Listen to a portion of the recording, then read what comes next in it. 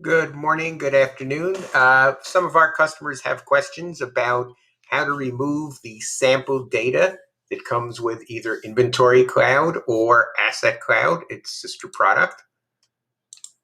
So it's pretty straightforward to do, and I'm going to walk you through that now. So of course, this is the login page. I'm going to log into my InventoryCloud. And it always lands you on the View Items page, by the way.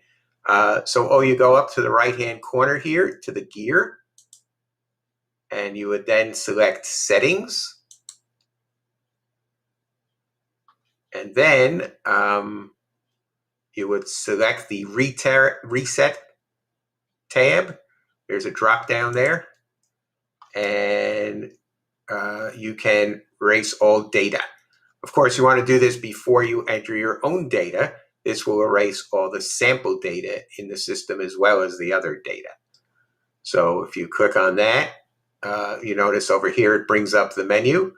If you delete the trial data and you want to bring it back, you can also do that. But all you do is hit this Erase All Data. It will not erase any users that have been set up, usernames or passwords that are in the system.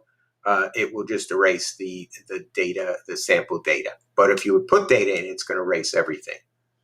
So I hope if you have any questions, you can contact me at Barcode Shack at 800-662-1715. My extension is 702. Or you can email me at steve.fine@barcodeshack.com. Thanks very much.